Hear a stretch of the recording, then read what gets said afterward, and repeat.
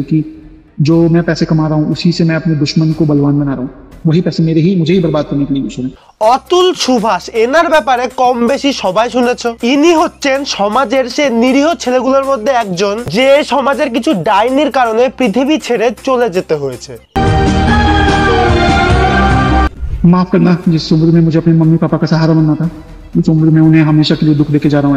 আপনার নিজের আর্নিং করা টাকা আপনার শত্রুকে দিয়ে যদি তাকে শক্তিশালী বানান, ওর থেকে খারাপ অনুভূতি আর পৃথিবীতে নেই। সব থেকে বড় কথা, অতুল সুভাষ তার 90 মিনিটের ভিডিও বানানোর সময় তার চোখের থেকে এক ফোঁটা জল পড়েনি। কেন জানেন? কারণ অতুল সুভাষকে ইমোশনাল এমন ভাবে টর্চার করা হয় যে সে মানুষটার ভিতর থেকে ইমোশনই মরে গেছে। अगर इतनी सारी चीजें, एविडेंस और सब कुछ होने के बाद भी अगर कोर्ट, ये जज और मेरे बाकी के हैरासर्स को पनिशमेंट नहीं देती। শুধু অতুল সুভাষ না, এমন অনেকেই আছে যারা রীতা সিংহানিয়ার মতন কিছু ডাইনির কারণে এই পৃথিবীতে নেই। এই সমাজে নারী পুরুষকে সবাই সমানভাবে তুলে ধরে, কিন্তু পুরুষ মানুষ বলে তার কি ইমোশন নেই? কেন এই ব্যাপারে প্রোটেস্ট করার জন্য কেউ তো রাস্তায় নামলো না? একটা ছেলের সঙ্গে হয়েছে বলে এটা তাই? এখন যদি কোনো মেয়ের সঙ্গে এমনটা হতো তাহলে সবাই রাস্তায় নামতো। এবার রাস্তায় নেমেও বা কি হবে? এত প্রোটেস্ট, এত রাস্তায় নামা, শেষে কি বিচার পেল তিলোত্তমার কেসটা? 2 দিনের লোক দেখানো প্রোটেস্ট করে সমাজের কি কোনো প্রভাব পড়ে? और बड़ी कर देती है, तो मेरा जो अस्थि है वहीं कोर्ट के बाहर किसी गटर में बहा देना चाहिए। এবার কত দুঃখের সাথে অতুল সুভাষ তার অস্থিগুলো নর্দমায় ফেলে দেওয়ার কথা বলে, যদি সে জাস্টিস না পায়। আর জাস্টিস, এখন জাস্টিস কথাটা শুনলেও হাসি পায়।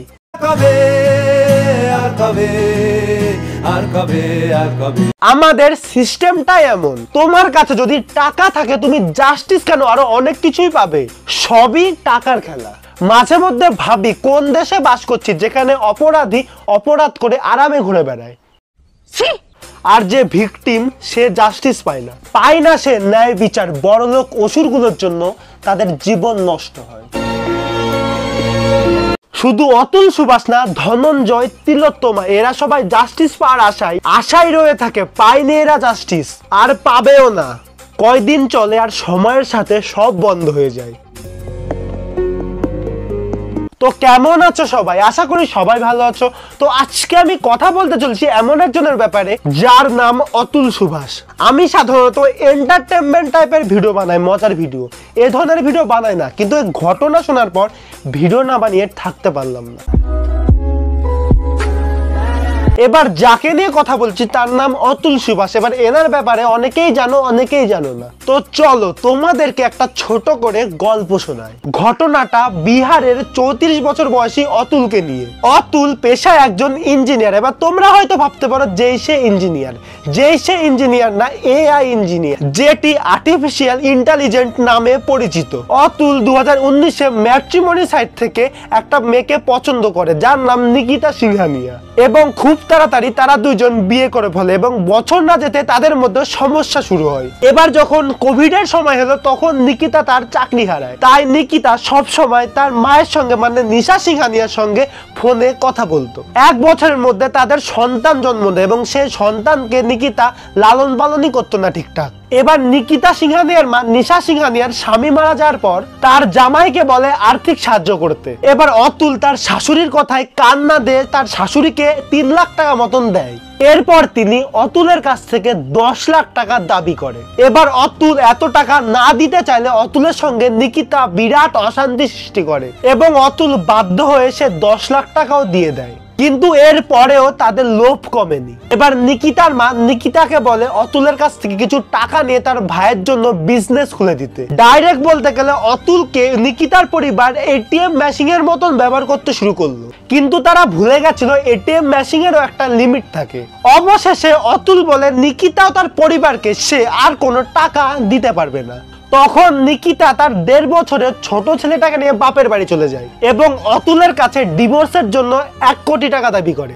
এবার এত টাকা অতুল দেবে কি করে, কারণ এত টাকা তো অতুলের কাছে নেই। তখন অতুলকে নিকিতা 9খানা মিথ্যা কেসে ফাঁসায়। আপনারা শুনলে অবাক হবেন নিকিতা অতুলকে কি বাজেভাবে হ্যারাসমেন্ট করতো। নিকিতা 4 থেকে 5 দিন স্নান না করে অতুলের সঙ্গে ঘনিষ্ঠ হতে চাইতো।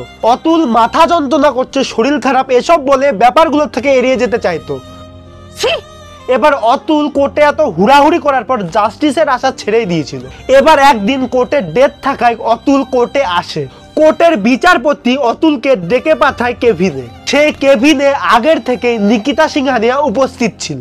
এবার বিচারপতি অতুলকে বলে, তোমার সন্তানের ভরণ পোষণের জন্য তুমি টাকা কেন দিচ্ছ না? তুমি যদি সব টাকা দিয়ে দাও তাহলে তো সব ঝামেলা মিটে যায়। তখন অতুল বলে, 1 কোটি টাকা আমি কোথায় পাবো? তখন বিচারপতি বলে, তোমার কাছে আছে বলেই তো তোমার বউ তোমার থেকে চেয়ে বসেছে।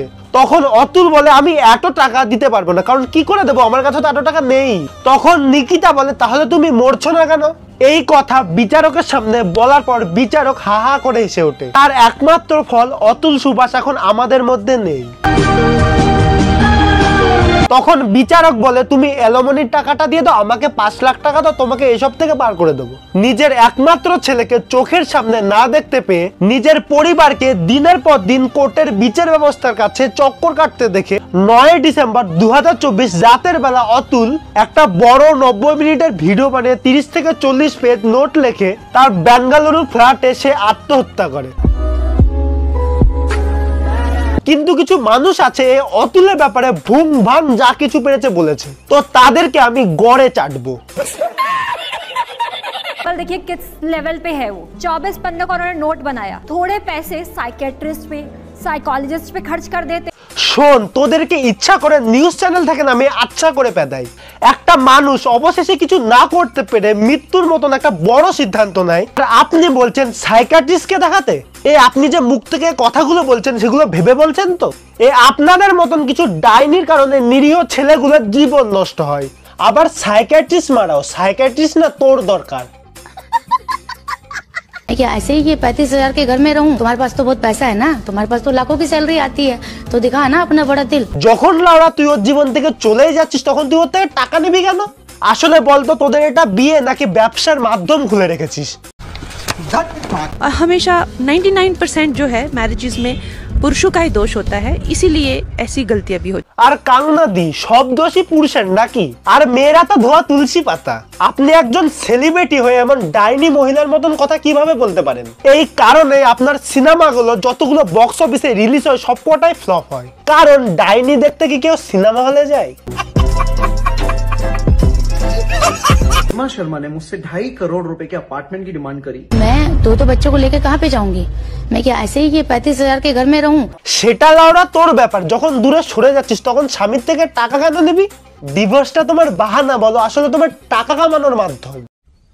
को 70-80 लाख तक का कुछ भी दिला के दे सकता हूँ, तो उन्होंने मेरे को झूठे केसों में फंसाने के लिए इतना परेशान किया दोस्तों। এই যে নিরীহ ছেলেগুলোর থেকে ডিভোর্সের নামে টাকা নিয়ে নিজের জীবন কাটাচ্ছিস, সেটা ধর্মে সইবে তো? একটা কথা মনে রাখবি, তুই যার সঙ্গে যেমনটা করছিস একদিন তোর সঙ্গে সেমনটাই হবে, কারণ ভগবান সবাইকে ছাড় দেয়, কাউকে ছেড়ে দেয় না। वो फ्रस्ट्रेट थे अपनी फैमिली से, अपने परिवार से, उन्होंने बात क्यों नहीं करी इस बारे में? এবার কথা বলেও কি করবে? এর সমাধান আদৌ হবে কি? অবশেষে দেখলো এর সমাধান হবে না, তাই নিজেকে শেষ করার সিদ্ধান্ত নিল। वो फ्रस्ट्रेट थे अपनी फैमिली से, अपने परिवार से, उन्होंने बात क्यों नहीं करी इस बारे में?